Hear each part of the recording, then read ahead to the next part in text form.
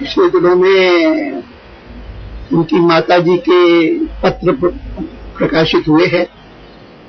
मैं उनका अभी उल्लेख नहीं करूंगा, इतना ही कहूंगा कि डॉक्टर मुखर्जी ने जो देश की एकता की चर्चा की, आज के संदर्भ में मैं कहना चाहूंगा कि भारत का कोई भाग है जहां के लोगों को सबसे अधिक शिकायत है इस संदर्भ में, तो वो उत्तर पूर्वी भाग है, जहां के लोगों को लगता है कि ये क्या बात है कि आसाम में कुछ होता है कि जिसमें वहां के ही लोग और उनमें भी अनुसूचित जनजाति के लोग, बोडोज, वो मारे जाते हैं, और उसके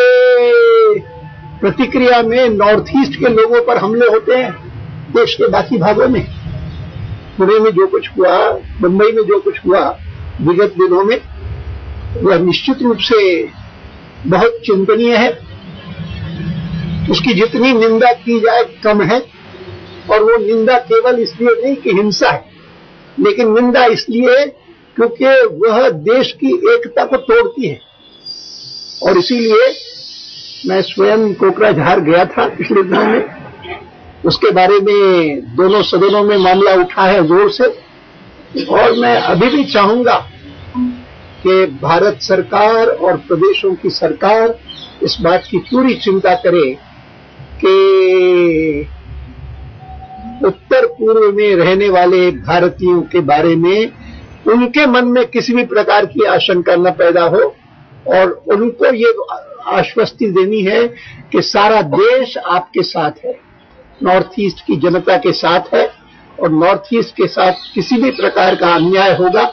किसी भी प्रकार की हिंसा होगी, तो उसको देश बर्दाश्त नहीं करेगा। और हम अपेक्षा करते हैं भारत सरकार से भी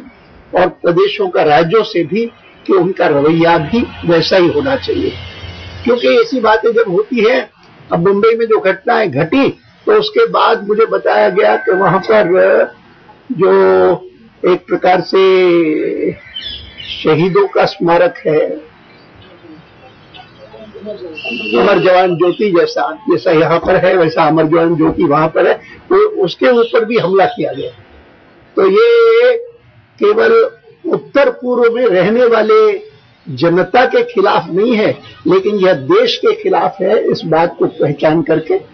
और आज के इस अवसर पर मुझे और कुछ कहना नहीं सिवाय इसके कि हिंदुस्तान के इतिहास में या तो जम्मू कश्मीर में ऐसी स्थिति हुई कि लाखों की संख्या में लोग बेघर हो गए, हिंसा ही नहीं हुई लेकिन बेघर हो गए, और वो कश्मीर से निकल करके और देश के अलग अलग भागों में पहुंच गए और वापस नहीं जा पाए। चाहे अनेक बार ये बातें कही गई हैं कि सारे के सारे विस्थापित लोगों को हम वापस उनके घरों पर पहुंचाएंगे, लेकिन नहीं गए हैं। मैं जब अब कोकराझार गया था और वहां कोकराझार के कैंप्स में गया था, तो एक ही बात सुनने को मिलती थी, क्या हमारी स्थिति भी वैसी ही हो जाएगी? जो हम विस्थापित हुए हैं, हमारे मकान उजड़ गए हैं, बहुत सारे मकान तो जला दिए गए हैं, और हम बेघर हो गए हैं,